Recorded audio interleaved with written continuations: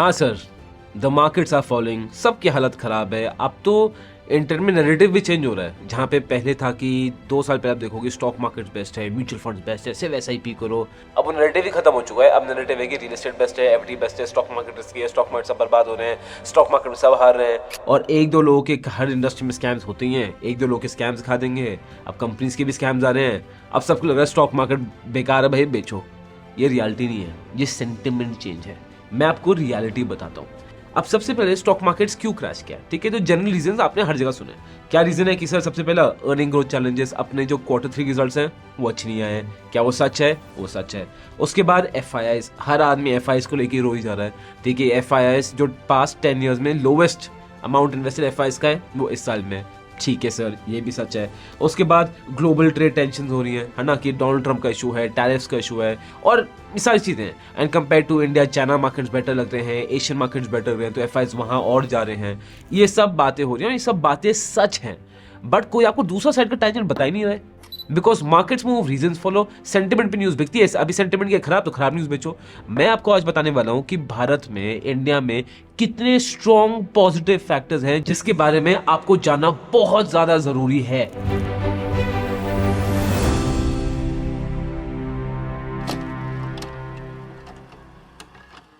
अब यार सोचो, कोई इकोनॉमी क्यों गिरती है, ठीक है? या तो इकोनॉमी में इन्फ्लेशन बढ़ गया होगा, या प्राइवेट डेट बहुत बढ़ गया होगा कि लोगों ने उधार ले रखा है, लोग उसको पे बैक नहीं कर पा रहे, कंट्री ने बहुत उधार ले रखा है, और या फिर फिस्कल डेफिसिट या करंट अकाउंट डेफिसिट। यही 3-4 रीजन होता है, और तो कोई रीजन नहीं होता। भारत में इसमें क्या हुआ है, इंडिया में क्या हुआ, इनमें से कुछ भी नहीं। जेन्युइनली थिंक अबाउट इट, क्या हुआ है?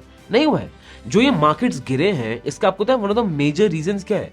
Q3 रिजल्ट्स, वो सब चीजें हैं ही हैं, उनको nobody can deny. Ultimately profitability को फोकस करता है। Q3 रिजल्ट्स अच्छे नहीं है, बट प्रॉफिटेबिलिटी और Q3 रिजल्ट्स किस पे डिपेंड करते हैं? They heavily depend on the fiscal and the monetary policy. Fiscal policy जो सरकार बनाती है, बजट, मॉनेटरी पॉलिसी जो RBI बनाती है। अब इंडिया में आप देखोगे हिस्टोरिकली हमारी गवर्नमेंट का, और स्पेसिफिकली इस गवर्नमेंट का और RBI का तो है, ये हमेशा सेफ खेलना पसंद करते हैं। पहले ही टाइट कर दो, गिरने के पहले कोई दिक्कत ना हो जाए, ठीक? अब अगर मैं फिस्कल पॉलिसी की बात करूंगा, तो पहले तो इलेक्शन आ रहा था, तो गवर्नमेंट की कैपिटल एक्सपेंडिचर वैसी वहां पे एकदम बंद हो गया। आधा साल आप उसमें निकाल लो। और जो साल का बजट हुआ था, इस साल पे एक्सपेंडिचर ज्यादा सेविंग्स पे फोकस किया गया था, लोगों की डिस्पोजेबल इनकम बढ़ाने में फोकस किया गया था, ठीक है? अब आते हैं सर मॉनेटरी पॉलिसी। अब RBI की बात करते हैं। अब आपको याद हो, मैंने अगर आप चैनल फॉलो कर रहे हो, इसलिए आपके लिए फॉलो करना चैनल बहुत ज्यादा जरूरी है। ये मैंने कितनी बार हमने पहली वीडियोस में डिस्कस किया था। RBI कंसर्न हो रहा है, क्यों? बैंक की वो क्रेडिट ग्रोथ बहुत बढ़ी जा रही है, NPAs बढ़ी जा रहे हैं, और ये तो बबल फट जाएगा। सभी लोन लेते रहेंगे, बुल रन चल रहा है, सब अपने बिजनेस को ओवर एस्टिमेट कर लेंगे, सब बड़े बड़े लोन ले लेंगे, बट जब बैरन आएगा, रियलिटी स्ट्राइक करेगी, पूरा फट जाएगा, NPAs हो जाएंगे, इकोनॉमी कम्स क्रैशिंग डाउन। तो RBI ने पहले ही स्क्रू टाइट कर दिया, NBFCs के पैसे टाइट कर दिए थे, लिक्विडिटी क्रंच आ गया था, बिकॉज ऑफ विच बैंक्स खुद ही ज्यादा लोन नहीं दे पाए। अब ज्यादा लोन बैंक्स इकोनॉमी दे नहीं पाएंगे, इकोनॉमी खुद ठंडी पड़ जाएगी। तो क्या नेसेसरीली ये सिर्फ इंडिया की इकोनॉमी खत्म हो रही है? क्या इंडिया स्लो डाउन कर रहा है? एक्चुअली आप देखोगे आंसर है नहीं। अब अगला टॉपिक आ जाता है फॉलिंग रुपी वर्सेस डॉलर, ठीक है? ये निर्मला सीतारमन मैम का उनका इंटरव्यू था, जहां पे उन्होंने बोला था that it's not the Indian rupee that is falling, it is that the US dollar has become much stronger and that is the reality. India में ज्यादा इससे फर्क नहीं पड़ा है, बिकॉज आप देखोगे dollar compare to all international currencies, आप येन ले लो, यूरो ले लो, फिर ग्रेट ब्रिटिश पाउंड ले लो, सबके कंपैरिजन में dollar has become strong. Why? US में इंटरेस्ट रेट अच्छे मिल रहे हैं, जो डोनाल्ड ट्रंप की पॉलिसीज आई हैं उसमें डॉलर बढ़ेगा, ये हमने पहले भी कवर किया था, एंड यही हो रहा है। इसलिए आप देखोगे सिर्फ 2 महीने इन 2025 में FIs ने 1.1 लाख करोड़ का और सेल कर दिया हमारे मार्केट्स में, and they want to park it in US because it is easier for them. और अगर आप उनकी मैच समझोगे, US में बॉन्ड यील्ड्स भी ज्यादा है, इंटरेस्ट भी ज्यादा मिल रहा है, इन्फ्लेशन भी कम है, एंड इन सब टाइम में डॉलर में पैसा US में रखा है, तो उनके लिए it's a much safer bet there. अब वीडियो में रिज्यूम करने के पहले I need to tell you about this opportunity. M stock by Mirae Asset. Mirae Asset ये वही नाम है which is one of the big names in the asset management industry of this country, and now M stock is providing with top-notch experiences to its customers. Hence, the brand over the years has been trusted by many investors. M-Stock by Merai Asset is a broker with zero account opening charges, with zero brokerage on equity delivery, mutual funds, IPOs and ETFs. Also, they have the lowest intraday charges of just 5 rupees, along with lowest interest rate and margin trading facility, वो option भी available है that starts with 6.99% with just 0.0192% interest per day. M stock has already executed more than 83 crore trades with a user rating of 4.1. अब video पे वापस आते हैं. अब आ जाते हैं 5 reasons पे why Indian economy is still very super strong and this can be a great opportunity to enter the stock markets for the longer period of time. जो इंडियन इकोनॉमी की अगर आप देखोगे रिकवरी, वो पता कब चलेगा जब बिजनेस अच्छा कर रहे हैं. बिजनेस अच्छा करे इसका हैक पता करने का क्या है कि जीएसटी कितना फाइल हो रहा है. जितना जीएसटी फाइल हो रहा है उतना ही सामान बिक रहा है, उतना ही कंपनी अच्छा कर रही है. अब अगर आप देखोगे जीएसटी कलेक्शंस 2024 में इन जैन फेब बढ़ी थी by 8.9%. In 2025 Jan and Feb GST collection बढ़ी हैं बाय 10.7%. और अगर ये लीप ईयर को मैंने काउंट कर लिया ना तो एक्चुअली जीएसटी कलेक्शन की ग्रोथ है 12.6%. Second point, government budget 2026. अब जो एनालिस्ट बोल रहे हैं बहुत हैवी फोरकास्ट है इज दैट कि गवर्नमेंट हैवी कैपिटल एक्सपेंडिचर में फोकस करने वाली है दोबारा इन 2026 बजट. और रूमर्स ये हैं that government is going to increase the capital expenditure by 10.1%. और अगर मैं ग्रांट्स और स्टेट गवर्नमेंट को मिला दूं ना तो जो कैपिटल स्पेंडिंग है it is forecasted to get increased by 17.4%. Third, monetary policy. अब अगेन रिसेंट वीडियोस में कवर किया था कि अब कैसे आरबीआई अपने रूल्स लाइटर कर रहा है. ठीक है, सबसे पहली चीज आरबीआई ने पॉलिसी रेट्स को, अगर मैं बात करूं रियल पॉलिसी रेट्स को कट करके 3.4 से 2.5% कर दिया है. RBI because of dollar increasing एक लिक्विडिटी क्रंच आ गया बैंक्स में. अब लिक्विडिटी पुश दे रहा है जहां पे वो बहुत टूल्स दे रहा है to banks and NBFCs to exchange money, to swap currency. Special time frames खुल रहे हैं जहां पे रेपो रेट कम में वो ले सकते हैं, रिवर्स रेपो रेट कम में ले सकते हैं. Basically RBI is making sure that banks की लिक्विडिटी बढ़े और एनबीएफसी में लेंडिंग और बढ़े, जिसकी वजह से stocks like Jio Financial Services and all, Bajaj Finance, all the stocks are rumour to do well. As a matter of fact सिर्फ इनके चक्कर में एएमसीज ने ना अब बैंकिंग और एनबीएफसी स्टॉक्स में अपना एक्सपोजर बढ़ाना शुरू कर दिया. Number 4, exports. अब यहां पे एक सुपर इंटरेस्टिंग चीज है जो आपको जाननी बहुत जरूरी है. आप देखेंगे इंडिया में एक्सपोर्ट्स 2 टाइप के हैं, गुड्स और सर्विसेज. जो एक्चुअली इंडिया में एक्सपोर्ट बढ़ रहा है ना वो है सर्विसेज का. If I compare it from Covid December 2020 से कंपेयर करूंगा तो जो सर्विसेज का एक्सपोर्ट है वो डबल हो गया है एंड गुड्स का एक्सपोर्ट सिर्फ 41% से बढ़ा है. एंड एज ऑफ जनवरी 2025 हमारा services export is $414 billion and goods export is $426 billion.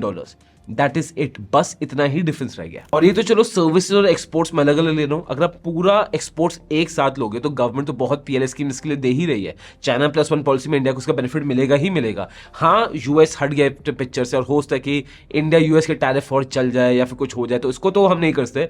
But rest of the world को देखेंगे, डिमांड तो सप्लाई करनी है ना sir. India is a good player for that. और एक्सपोर्ट्स में आप देखोगे तो 2020 में इंडिया का एक्सपोर्ट्स में वर्ल्ड वाइड में मार्केट शेयर था 3.9%.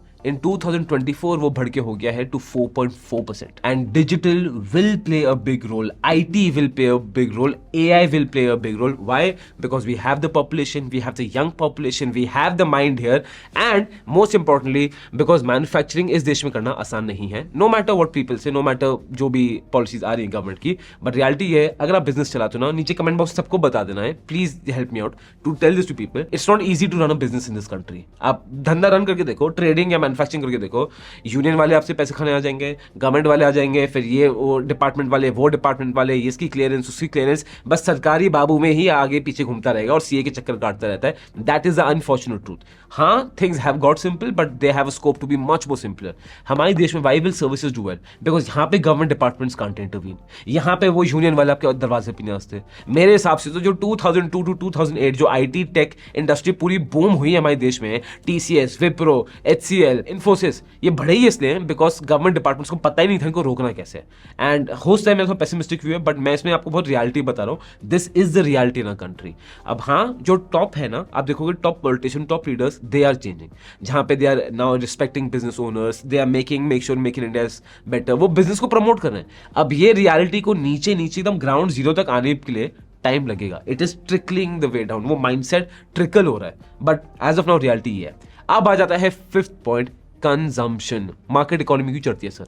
वो इसलिए चढ़ती है जब लोग ज्यादा खरीदेंगे, ज्यादा खर्चा करेंगे, कंपनी का फायदा होगा. कंजम्पशन ही बोलते हैं इंडिया की कम है.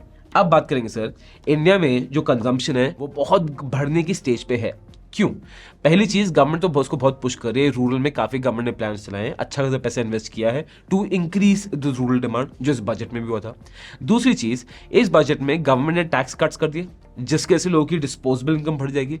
डिस्पोजेबल इनकम बढ़ जाएगी, लोग खर्चा ज्यादा करेंगे, एंड इन्फ्लेशन अभी कंट्रोल में है, फूड इन्फ्लेशन अभी कंट्रोल में है, and with this job growth बहुत बढ़ी है। और जॉब ग्रोथ भी आपको पता है किस में बढ़ी है? सर्विस डिपार्टमेंट से जॉब ग्रोथ बहुत बढ़ी है। अब यू माइट फील, और ये बहुत लॉजिकल है कि यार गोयला, बट अपने देश में भाई स्किल्ड वर्कर कहाँ है, कहाँ इनको आता है? किसी को नहीं आता ऑनलाइन।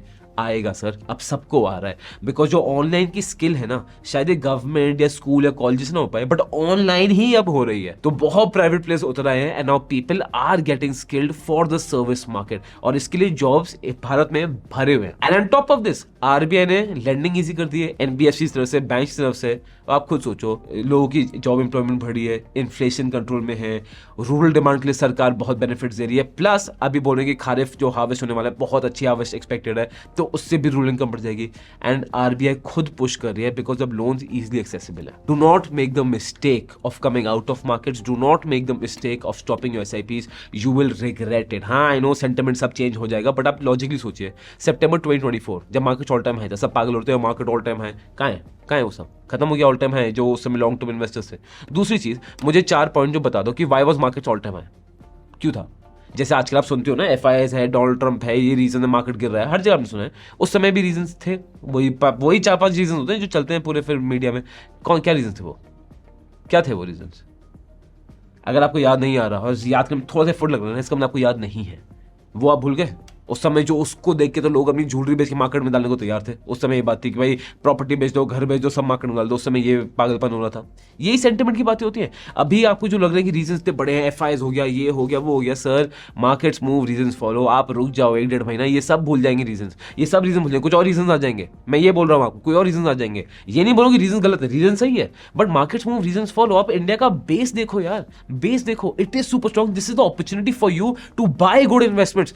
प्लीज, मतलब for me, I don't know market दोबारा कब चलेगा, 2025, 26, 27, I don't know, but what I know कि बहुत तगड़ी अपॉर्चुनिटी है for you to buy investments. क्यों मैं आपको बोल रहा हूं? आप निफ्टी का पीई रेशियो जो लास्ट ईयर 24 टाइम्स था, अब वो सिर्फ 20 टाइम्स रह गया, अपनी 10 ईयर एवरेज पे आ गया। ट्रेडिशनली मैं देखूंगा हिस्टोरिकली, तो ये उस फेज में जहां पे बोला जाता है कि मार्केट्स में इन्वेस्ट करना चाहिए। अगर मैं बात करूंगा मार्केट कैपिटल टू जीडीपी की, तो 100% में आ गया। तो मतलब जितना मार्केट कैपिटल है उतना ही जीडीपी है, 100% पे, ना ऊपर है ना नीचे है, तो इट इज फेयरली वैल्यूड। उसके बाद बात करूंगा प्राइस टू बुक वैल्यू की, वो 3.2 टाइम्स आ गई है, विच अगेन इज गुड। तो आप देखोगे ओवरऑल ना, इंडिया कुछ अंडर वैल्यू नहीं हुआ है, ये मार्केट्स अंडर वैल्यू नहीं हुए, they are in the normal valuation. जो मार्केट्स बीच में ओवर वैल्यू हो गए थे, वो बबल जल्दी फट के वो नॉर्मल वैल्यूएशन पे आ गया। अब हाँ, इसके नीचे और चला गया तो हमारे लिए बेटर ही है, क्योंकि हमारी एंट्रीज और यहाँ पे इजी हो जाएंगी। एंड आई नो बहुत यहाँ पे व्यूअर्स हैं जो अभी कोविड के बाद आए हैं, they don't know how to deal with the bear market, they have not seen the bear market, they have only seen the markets crashing, so they have only seen the markets doing well, उनको पता ही नहीं how to react to this. इसके लिए मैं आपको बता रहा हूँ, you need to understand the stock market psychology. मेरा वेबिनार है, इतना पावरफुल है, it is going to change everything for you. आपको बस एक चीज करनी है, मुझे संडे को ना अपने 3-4 घंटे दे देना। If you ready for that, come for that webinar, and do not think कि स्टॉक मार्केट से अपॉर्चुनिटी खत्म हो गई है। सर, ये वो अपॉर्चुनिटी है जहां से we start buying our multi baggers. तो अगर आप एम स्टॉक एक्सप्लोर करना चाहते हैं तो डिस्क्रिप्शन बॉक्स में इस वीडियो के आपको उनका लिंक मिल जाएगा, आप चेक कर सकते हैं। Investments in securities markets are subject to market risks. Read all the related documents carefully before investing. This content is only for education purposes. We do not provide any buy or sell recommendations. Please do your own research before making an investment decision. All the companies mentioned in the content have no association with us until mentioned otherwise in the video itself.